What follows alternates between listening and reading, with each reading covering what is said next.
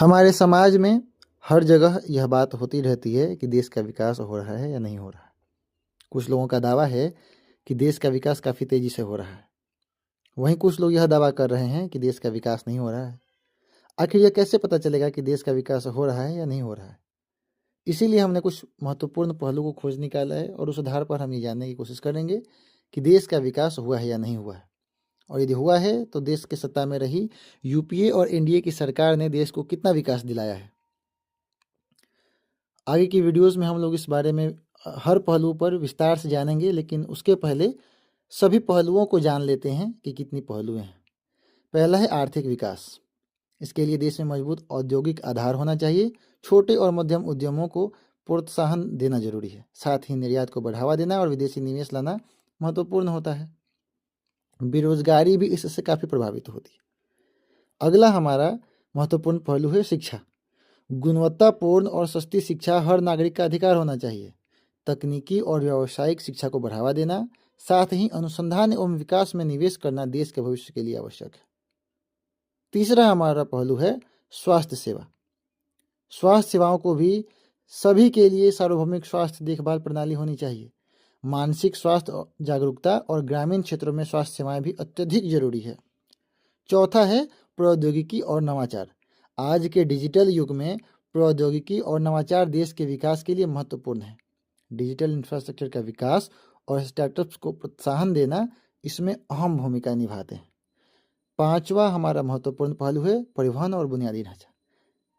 सड़क, रेल, वायु और जल परिवहन का विकास काफ़ी जरूरी है। स्मार्ट सिटी प्रोजेक्ट्स और ऊर्जा स्रोतों का उन्नयन भी काफ़ी महत्वपूर्ण है। इन सभी पहलुओं पर हम लोग विस्तार से आगे जानेंगे। छठा है पर्यावरण संरक्षण। पर्यावरण संरक्षण के बिना विकास अधूरा है। नवीकरणीय ऊर्जा स्रोतों का उपयोग और प्रदूषण नियंत्रण जैसे कदम उठाना काफ़ी जरूरी है। लेकिन हमारी सरकार प्रदूषण पर नियंत्रण किस तरीके से कर रही है और अलग अलग देश किस तरीके से कर रहे हैं, उस पर हम लोग जानेंगे। हमारा सातवां पहलू है सामाजिक समरसता। समाज में लिंग के आधार पर, जाति के आधार पर, संस्कृति के आधार पर किस तरीके से एक दूसरे के साथ मिल के लोग रह रहे हैं, ये जानना काफ़ी ज़रूरी है।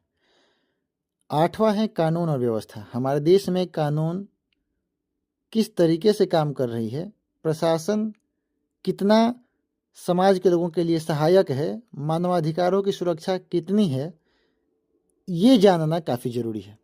इसका विकास हुआ है या विनाश हुआ है, इस पर हम लोग चर्चा करेंगे। नौवां पहलू है राजनीतिक स्थिरता। सत्ता में बनी सरकार द्वारा छोटे छोटे राज्य के सरकारों पर, राजनीतिक पार्टियों पर किस तरीके का दबाव बनाया जा रहा है, इस पे हम लोग चर्चा करेंगे। 10वां पहलू है ग्रामीण विकास। ग्रामीण विकास के लिए कृषि का आधुनिकीकरण और सिंचाई जैसी व्यवस्थाओं का विकास होना काफ़ी ज़रूरी है। लेकिन हमारे देश में सरकार कृषि के क्षेत्र में किस तरीके के नियम और कानून बना रही है, इस पे जानकारी लेना काफ़ी ज़रूरी है। 11वां है मानव संसाधन विकास। हमारे देश में मानव संसाधन विकास मंत्रालय हुआ करती थी। आज उसकी क्या स्थिति है, किस तरीके से काम कर रही है, ये हम लोग आगे के वीडियो में विस्तार से जानेंगे। एक एक पहलू पर अलग अलग विस्तार से हम वीडियो बनाएंगे और उस पर जानेंगे कि किस तरीके से विकास हो रहा है। 12वां है सांस्कृतिक संरक्षण। हम जानते हैं कि हमारे देश में अलग अलग राज्य संस्कृति और भाषा के आधार पर बने हुए हैं। उन सभी संस्कृति की कितनी संरक्षण हो रही है, उसको हम लोग जानेंगे विस्तार से।